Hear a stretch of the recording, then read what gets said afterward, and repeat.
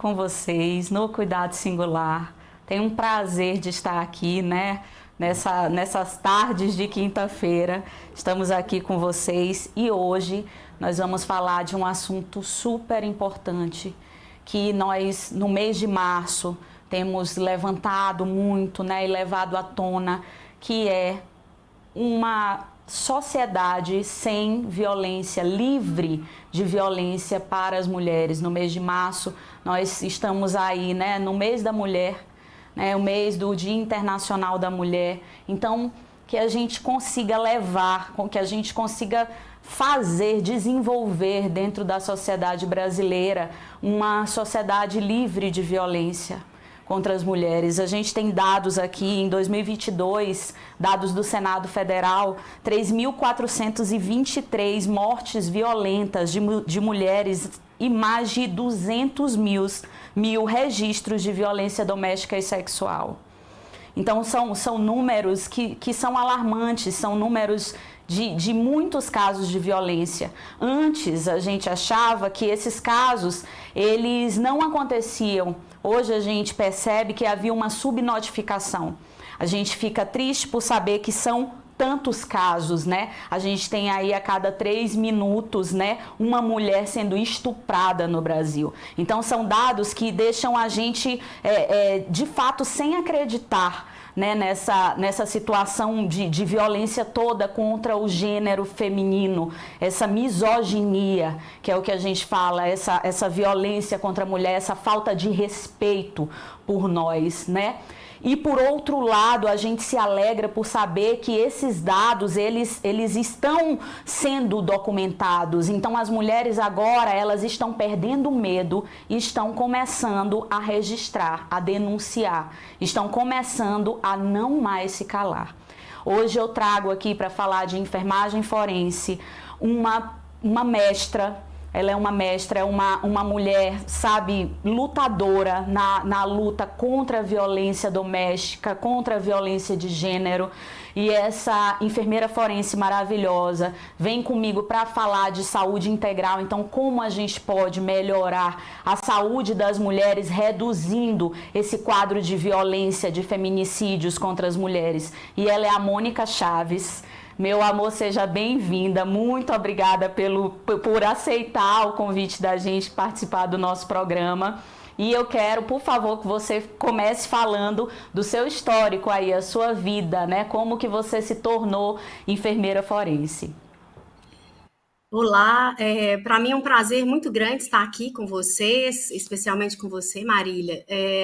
A gente, como bem você disse, o mês de março a gente comemora o dia 8, o Dia Internacional da Mulher, mas nós devemos comemorar todo dia, porque ser mulher num país onde a gente tem um machismo estrutural, a gente precisa lutar todo dia pelo simples fato de ser mulher. E quando eu digo pelo simples fato de ser mulher, né, como diz ser mulher não é nascer no gênero feminino. A gente também tem que ser combatente, né, a todas as pessoas que se identificam como mulheres, transexuais, né, mulheres cis, mulheres trans, enfim, toda a comunidade também LGBT. E aí, então, você está me pedindo para que eu possa falar da minha trajetória para chegar até enfermeiro forense. Então, eu sou mineira, eu nasci em Belo Horizonte, e desde pequeno, né, porque no nosso estado é muito introjetado culturalmente a tradicional família mineira. E a gente sempre vivenciou, né, até por causa das questões das gerações, foi um lar de muito amor, de muito carinho, mas que a gente presenciava algumas violências veladas, né, porque se já existe estruturalmente a questão da violência contra a mulher no nosso país, nós culturalmente também temos a questão do modus operandi aí da cultura nossa, né? Menina tem que ficar quieta, não pode fazer isso, aquelas questões todas. Bem, a minha vida eu sempre estudei em colégio de irmãs. E aí também uma outra questão, né? Porque muito da questão do cristianismo, que é muito importante, não estou questionando isso, mas também dos nossos direitos, dos nossos deveres, né? Isso também era muito velado, os nossos desejos, na questão da sexualidade, enfim, tudo era então pecado. E aí veio a adolescência, uma série de questões, e eu fui estudar enfermagem. E na enfermagem, Também é uma profissão que é eminentemente feminina, mas também muito desvalorizada no contexto do nosso país, de modo geral, né? E a gente também vive vários tipos de violência que depois, enquanto enfermeiro forense, que eu fui entender que eram violências. Violências culturais, do modus operandi, do fazer e do ser enfermeira, né? Até que então, eu fui casada, enfim, também somente depois da enfermagem forense é que eu fui entender que eu também sofria violência, né? Mas eu tive que me resgatar enquanto mulher, enquanto pessoa, como diz uma frase que eu tenho uma prima que é muito militante nessa questão, chorar em movimento, né? Para tentar trazer a minha autoestima e conseguir sair das várias violências que eu sofria no meu casamento. Porque eram violências assim de muito ciúme, de não poder ter um crescimento e uma ascensão profissional, enfim. E aí eu fui estudar enfermagem forense, né? Porque eu sou enfermeira, fiz especialização na área da enfermagem do trabalho, na enfermagem em tratamento de lesões, fiz o mestrado em enfermagem na área de cuidado domiciliar, trabalhei em várias instituições. Hoje eu sou docente da universidade, né, de uma universidade privada grande aqui do nosso estado. E então, uma certa vez, porque eu estou no Conselho Regional de Enfermagem como colaboradora há muito tempo, há mais de 10 anos, e na unidade processo ético. Então, eu sou responsável, né, quando nomeado e designado pelo presidente do conselho do nosso estado, para apurar processos éticos disciplinares. E aí, um dia eu vi um cartaz pregado falando de enfermagem forense. Eu achei estranho, né? Eu falei, gente, o que será essa especialidade? Deixa eu ver a curiosidade e tal. E aí, como a nossa família aqui em Minas Gerais, meus primos, meu tio, meu padrinho, eles foram proprietários de uma universidade grande aqui também, e ele sempre dizia para mim estudar direito, e eu fui fazer enfermagem, eu vi ali algum prenúncio de alguma coisa, porque na minha vivência já, né, eu vejo em mim, né, uma visão assim de defensora dos direitos dos outros, defensora dos valores das pessoas, defensora das minorias. Eu falei, deixa eu ver o que é esse tal desse curso de pós-graduação em enfermagem forense. E comecei a fazer o curso, e eu me encontrei muito, porque várias das questões que eu vivi, né, na minha vida pessoal, do meu sofrimento moral no trabalho, né, nos hospitais, que a enfermagem vivencia muito assédio sexual, por sermos mulheres, né? E mesmo nas relações nossas, eu vivi muitas relações abusivas na minha vida. E eu me propus, então, depois da enfermagem forense, que eu ia tentar, né, fazer um trabalho aí, ajudando as pessoas a saírem das relações tóxicas, as mulheres das relações abusivas. E hoje a gente está na Câmara Técnica da Enfermagem Forense do Estado de Minas Gerais, do COREN de Minas Gerais, do Conselho de Enfermagem, e a gente tenta fazer algumas tratativas. Lamentavelmente, o nosso estado é um dos que ocupa um ranking alto do número de casos de feminicídio. E eu vejo isso também como uma explicação, justamente porque as mulheres têm medo de denunciar, né? Muitas são dependentes, né, dos companheiros, né, como fonte de renda. Tem a questão dos filhos, tem uma série de questões que a gente poderia discutir, né, mais a fundo, assim. Então, hoje eu tento trabalhar aí, né, uma das frentes de atuação do enfermeiro forense é a questão das vítimas de violência. E a gente, pelo simples fato, né, de sermos mulheres, a gente sofre esse tipo de violência diariamente, cotidianamente, né? A gente vê, por exemplo, hoje mesmo eu sofri uma no trânsito, né? De repente, se você está dirigindo no seu estilo e tal, o homem quer passar na frente e ele buzina e ele te xinga. Então, a gente vivencia esses tipos de violências todas, né, diariamente, cotidianamente, pelo fato de sermos mulheres. Meu bem, e a gente percebe que agora, como a gente começou a se mobilizar, a impressão que eu tenho, Mônica, né, e é o que a gente realmente tem visto, é que essas mulheres que elas se empoderam mais, né, e que elas mais aguerridas decidem falar, né, decidem não se calar, muitas vezes são estereotipadas, são colocadas como loucas, são colocadas como, né, querendo criar confusão, né, não, essa mulher tá querendo criar uma confusão, né, ela devia ficar quieta no canto dela, ou ela devia preservar a família dela, né. Quando aconteceu comigo o fato, eu sempre trago na enfermagem forense, né, sempre trago o fato de por que eu fui para a enfermagem forense, por viver situações de violência, por saber que aquilo ali era a minha verdade, era o que eu precisava falar para que as próximas gerações viessem, para que nós mesmas deixássemos de vivenciar, né? Por ser uma mulher muito livre, por ser uma mulher que decidi muito cedo, né, tomar posse da minha vida, né, do meu caminho, muitas vezes eu fui confrontada por viver situações de violência, né, e não, é porque você é muito sedutora, é porque você é muito bonita, olha o tipo de roupa que você veste, é porque você mora sozinha, não, é porque você decidiu viajar só, né, você decidiu, então assim, não é culpa nossa, né, o fato de a gente ser espontânea, o fato da gente, né, ser bonita, ou o fato da gente ser nova, ou a gente ter mais idade, porque é o tempo inteiro permeado por nós essa coisa, a culpa é da mulher.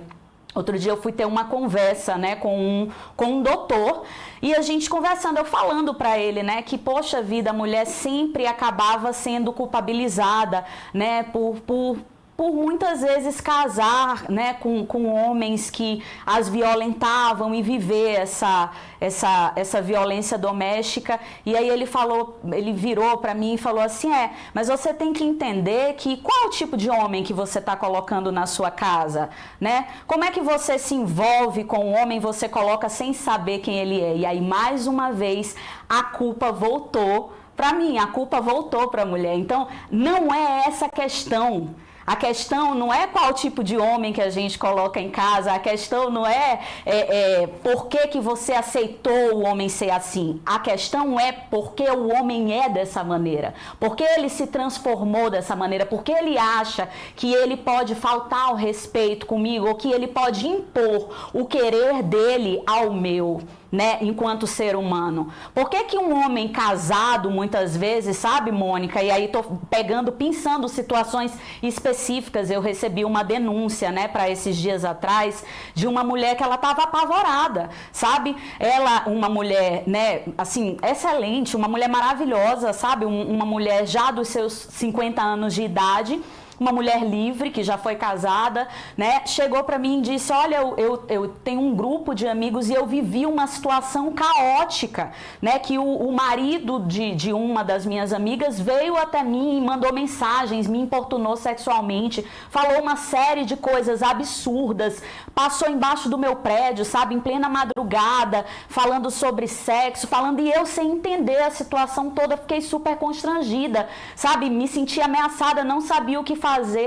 Fui lá e conversei com a mulher, conversei com a filha, com a família, e de repente começaram a me ver com maus olhos, né? Então, durante muito tempo, as famílias, elas velavam a situação de que o homem, ele traía, de que o homem violentava as mulheres dentro de casa, e hoje em dia isso acontece ainda. E ela disse, eu não sei o que eu faço diante dessa situação.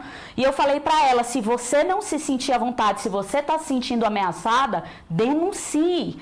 Não fique calada, sabe? E a gente vê essas situações ocorrendo, né? Não são situações só de violências absurdas, como chega o caso do feminicídio, né? Mas eu penso, poxa vida, um homem desse, ele não tem respeito nenhum, ele não tem respeito pelo gênero feminino, ele não tem respeito pela família dele, ele não tem respeito pela esposa dele, sabe? Sinceramente, o que ele acha que ele é, o que ele acha que ele pode fazer nessa sociedade? Qual o grau de autoestima desse homem, sabe, Mônica? Para ele achar que ele pode simplesmente invadir, né, uma pessoa e impor o desejo dele, né? A gente não sabe até que ponto um homem desse, ele não pode chegar a uma mulher e de fato, entendeu? entendeu? Estuprá-la, né? Numa situação em que ela esteja, né? Mais sem resistência. Então, eu queria te perguntar como é que tu achas que a enfermagem forense, ela pode ajudar a levar saúde para as mulheres, para que nós não nos sintamos ameaçadas, entendeu? E essa prevenção, né? Dessas violências que a gente sofre. Como você mesmo disse, a gente primeiro tem que trazer a conhecimento das mulheres que violência não é só violência física. A gente tem vários tipos de violência, a violência psicológica, a violência financeira, né? A gente tem visto muitos casos, principalmente de homens que se colocam atrativos e acabam, por questões sentimentais, dando golpes, né? Então, a gente precisa ficar alerta a isso tudo. Nós, então, enquanto enfermeiros forenses, né, regulamentados pela legislação do Conselho Federal, a gente pode atuar em diversos espaços. É fato que a especialidade ela é regulamentada no nosso país desde 2019, né, com a resolução 556, que agora foi alterada, né, recentemente, né, dando um escopo de maior atuação, mas nós precisamos trabalhar ainda muito para dar aí, né, toda a credibilidade, né, porque a gente sofre resistências de vários, né, das forças de segurança, enfim, que imaginam que a gente vai tomar o fronte de tomar espaços dele, mas pelo contrário, nós queremos estar nos hospitais para poder acolher de uma forma real aí essas vítimas, né, escutar num lugar privado, né, nas escolas, fazendo sensibilização, nos espaços onde existe. Atualmente, agora, saiu aquele manual, na verdade, no nosso estado, aqui em Minas Gerais, de capacitação dos restaurantes e estabelecimentos, o protocolo de prevenção de violência. E aí eu pergunto para vocês, outra fronte de trabalho que a gente pode ter, por que a gente não pode fazer a capacitação, né, de várias, para a questão do protocolo? Então, a gente precisa trabalhar aí no fronte, no sentido de criar espaços de atuação para a enfermagem forense, o que os nossos colegas da Comissão Forense, do Conselho Federal, né, têm tentado trabalhar junto do Judiciário para ampliar a atuação do enfermeiro forense, porque enfermeiros forenses já existe a classificação brasileira de ocupação. A gente precisa criar os cargos. E aí, nesse sentido, aí no Distrito Federal, vocês já estão bem à frente. Já existe um projeto de lei sendo tramitado justamente para a criação desse cargo do Distrito Federal. Mas nós podemos criar, né, uma rede de apoio. A gente tem aqui em Belo Horizonte uma enfermeira forense, que é a nossa colega Juliana, que eu faço questão de citar, Juliana Oliveira, que ela trabalha numa ONG, né? Justamente acolhendo esses casos de violência e dando todo o trâmite do ponto de vista ancorado aí nas forças de segurança, na polícia civil, na polícia militar. Então, ela faz o acolhimento desses casos. Por quê? Nós, enfermeiros forenses, temos a visão e a formação como especialistas para a escuta, para a resolutividade, para os encaminhamentos de forma mais ágil e fazendo justamente essa interseção entre a ciência da enfermagem e a justiça. Então, há o conhecimento da legislação, né, e a gente vai fazer justamente essa tramitação. Eu, no meu dia a dia, né, como eu não atuo em nenhum serviço, porque ainda não existe em Belo Horizonte, a gente está tentando ampliar isso, né, da existência dessa especialidade enquanto categoria mesmo, como órgão, né, como categoria mesmo, como empregabilidade, porque a gente tem enfermeiros forenses que atuam, mas eles atuam com conhecimento, mas não ocupam os cargos. Mas é importante, então, a gente trazer esse conhecimento aí à população, né, de quem somos nós, que a gente está para tentar ajudar, para acolher, para fazer encaminhamentos, né, e a gente pode pensar que a realidade do nosso país é uma realidade que, possivelmente, enfermeiros existe no Brasil inteiro.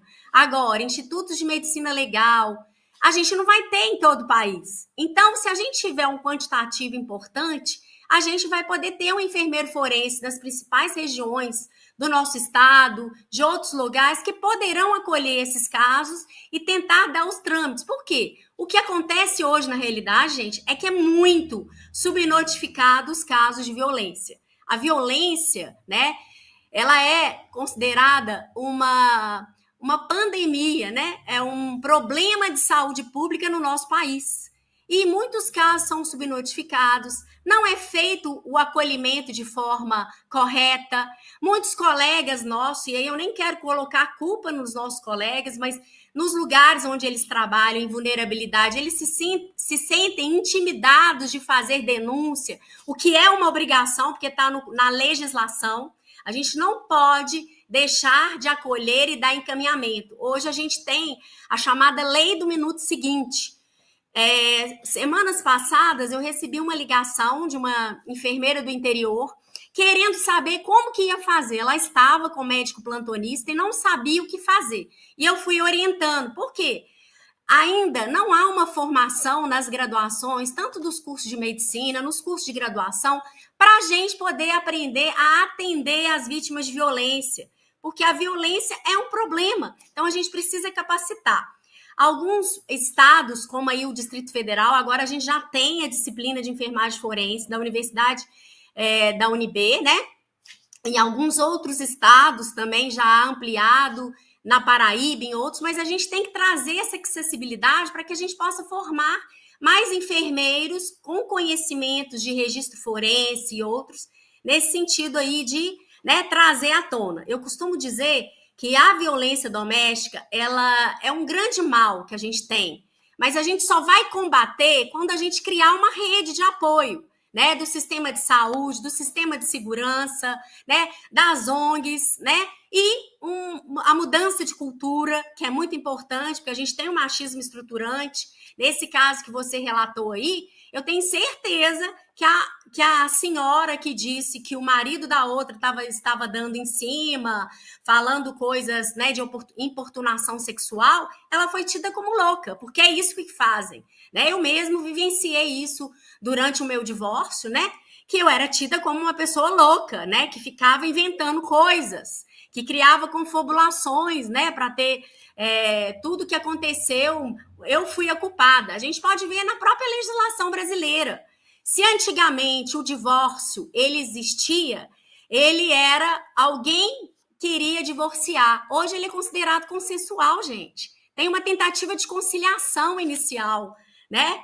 Justamente para não ter a culpabilidade de ninguém, né? Então é importante a gente trazer. Outra questão, as legislações que são criadas e precisam ser criadas, elas têm que ter a participação de mulheres engajadas na luta. Vamos dizer da participação política das mulheres na política. Aqui no meu estado, a gente tem, acho que 12 parlamentares, mas isso não é uma realidade dos outros lugares. A gente tem uma comissão muito importante dentro da Assembleia Legislativa do Estado de Minas Gerais, com mulheres notáveis que têm lutado e combatido a violência, né? Tem a Comissão de Violência contra a Mulher, mas essa não é uma realidade de outros estados.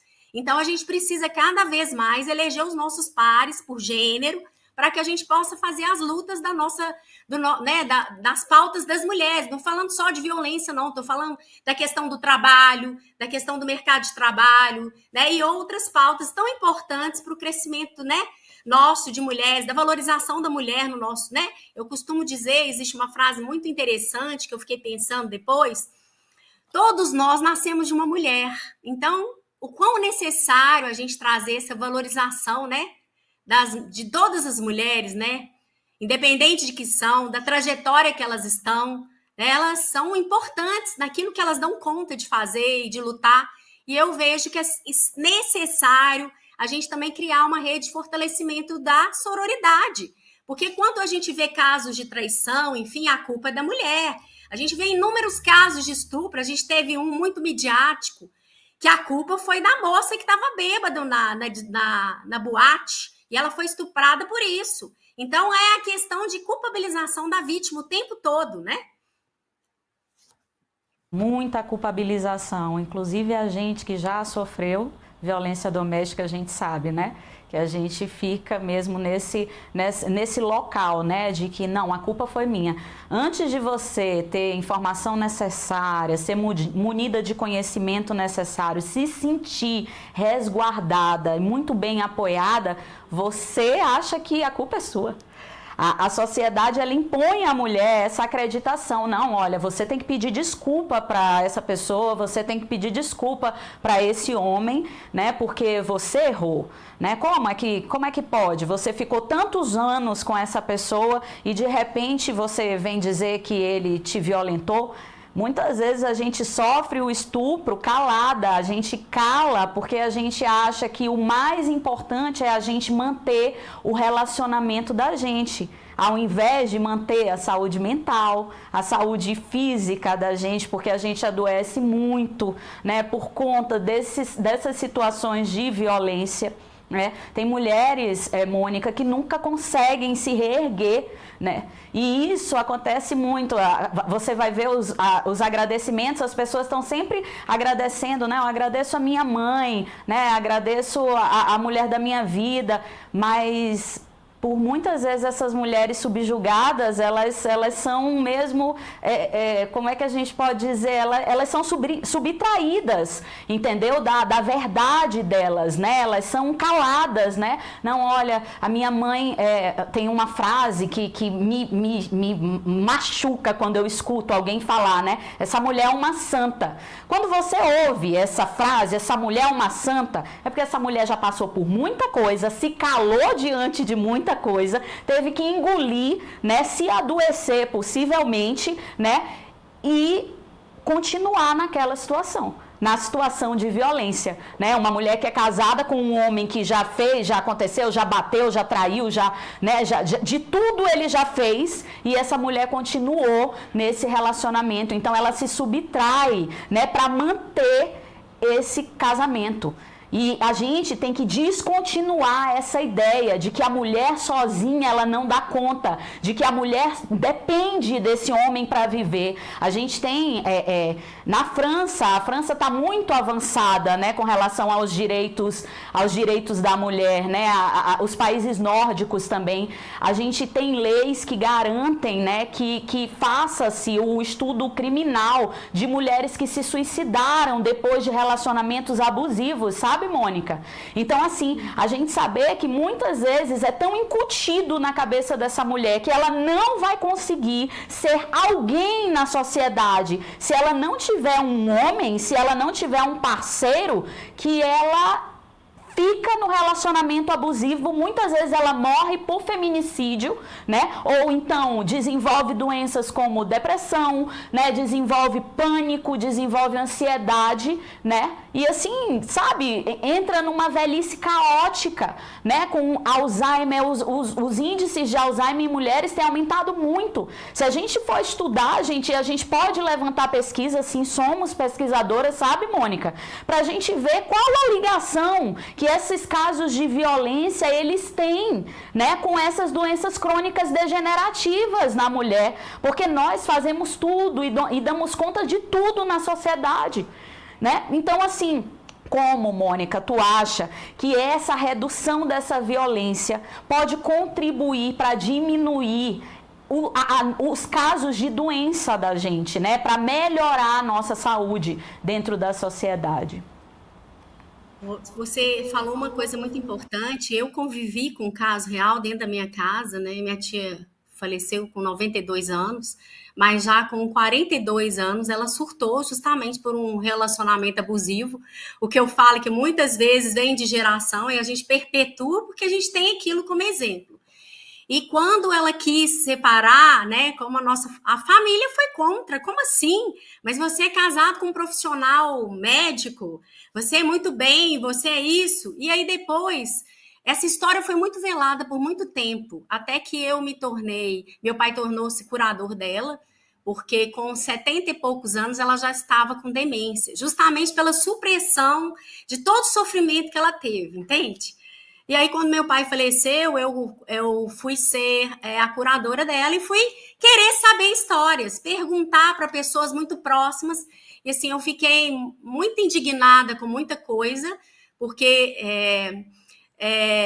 em nome, né, de manter o status, a família, as relações interpessoais, subjugaram essas mulheres.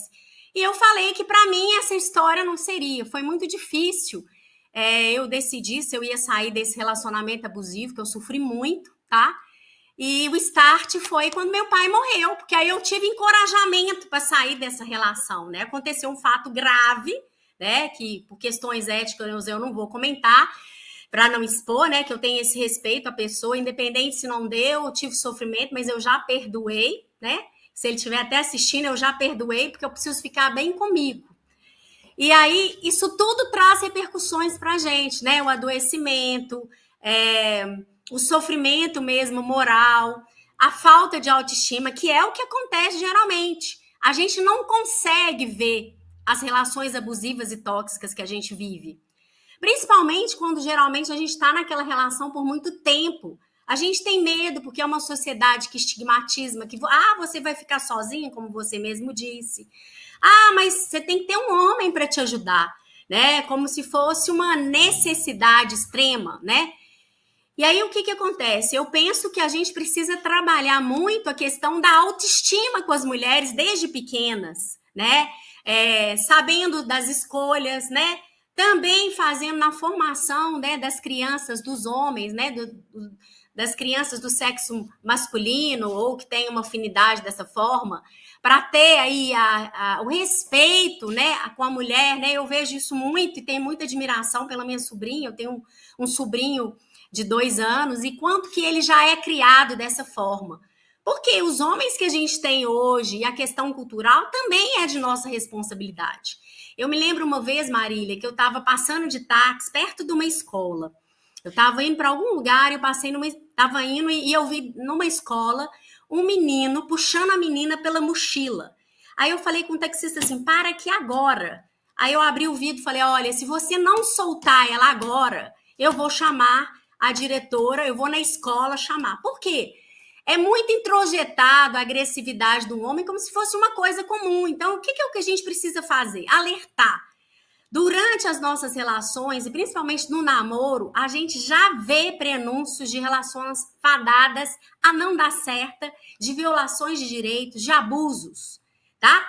E aí, por isso que a gente tem até um instrumento de medição da violência, que a gente chama de violômetro da violência contra a mulher. Eu posso até depois encaminhar, acho que você já viu, para disponibilizar aí, né, para as pessoas verem, mas em toda campanha aparece isso, que a gente tem os graus de violência. Começa com xingo, né? E a gente tem a questão do ciclo da violência, né?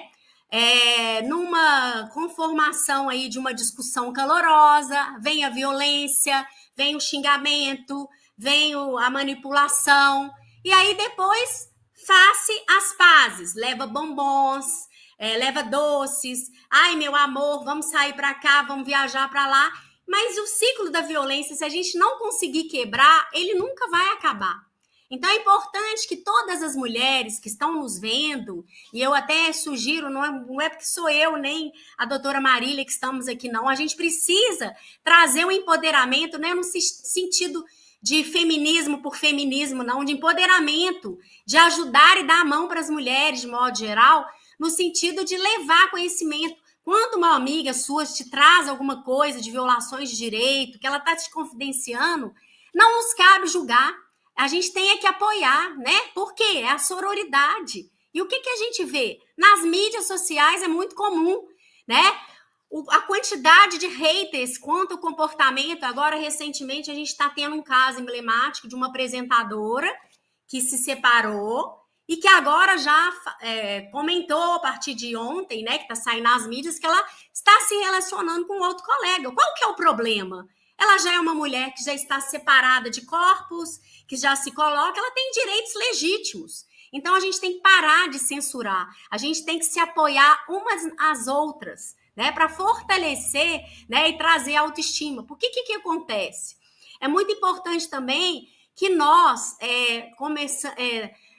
empoderamos as meninas desde pequeno para ter uma atividade, um estudo, né, um trabalho, um emprego. Por quê? Porque a maioria dos casos que não consegue se desvencilhar de uma relação abusiva é justamente porque tem uma dependência econômica. Então, a gente tem que mudar esse cenário, né? Sim, sim. sim, a dependência econômica é o primeiro ponto, né? A pessoa não pode sair porque como é que eu vou criar meu filho? Como é que eu vou, né? Como é que eu vou me sustentar? Não, então eu tenho que ficar. E a segunda, a dependência emocional, porque muitas vezes a gente vive a situação de a gente não depender financeiramente, mas você acha que você é tão pouco sem a pessoa, você acha que você, né, que essa pessoa é tão tudo, você, o seu psicológico já foi tão machucado, né? Já foi tão, né? Você já foi tão diminuída que você acha que você não é ninguém se você não tiver ao lado essa pessoa. Foi incutido na sua cabeça isso, né, Mônica?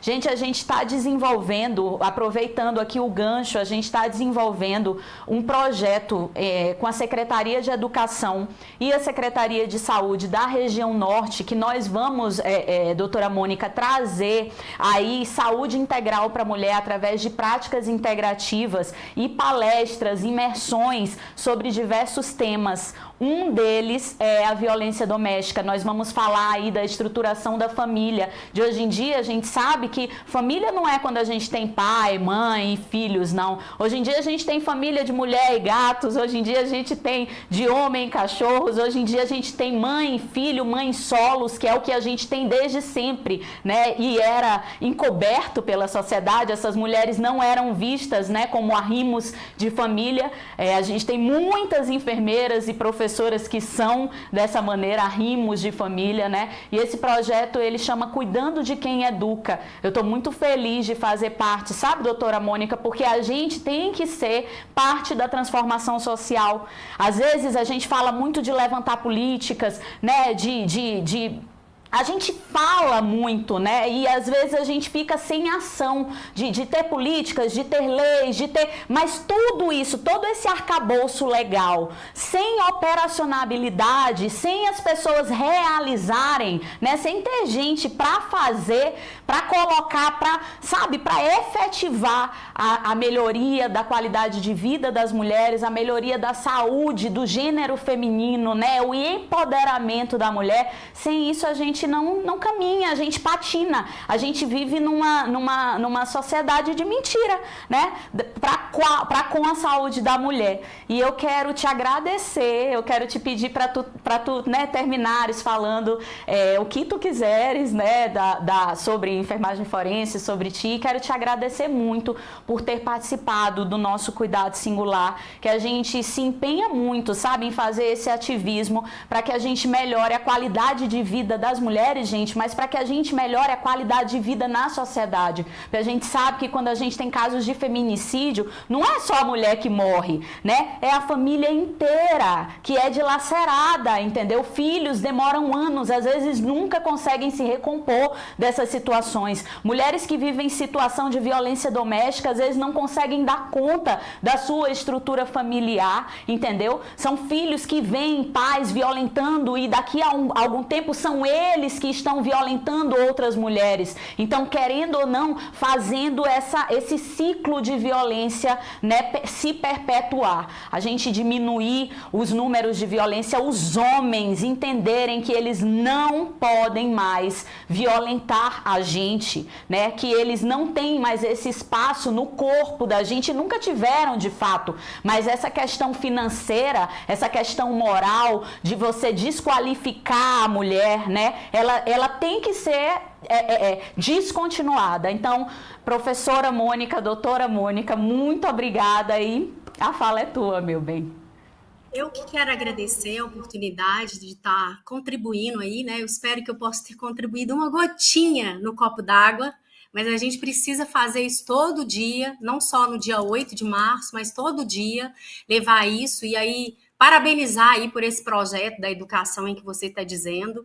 Eu tenho um projeto aqui com os alunos do curso de enfermagem da Universidade Católica, que é uma liga acadêmica de enfermagem forense, e um dos temas que a gente sempre trata, independente da data festiva ou não, é a questão da violência, porque é uma tentativa de levar as estudantes, né, a questão aí, né, e é uma aula que cria-se às vezes dificuldades deles participarem no sentido afetivo, porque incomoda, né? Por quê? Porque as mulheres, elas não têm ainda encorajamento de denunciar, mas elas precisam fazer isso. Então, é importante a gente dizer aí dos canais, né, existentes, né, do Disque 180, né, que é anônimo da violência. Procure, né, as pessoas de referência. A gente tem a Casa da Mulher Brasileira aí no Distrito Federal. A gente tem uma série de dispositivos para te acolher, né? Para que você não fique, né, sofrendo esse tipo de violência. Hoje a gente tem as casas abrigadas, né? Não dá mais para a gente ficar vivendo de violência. Mas é importante que você se fortaleça emocionalmente, né?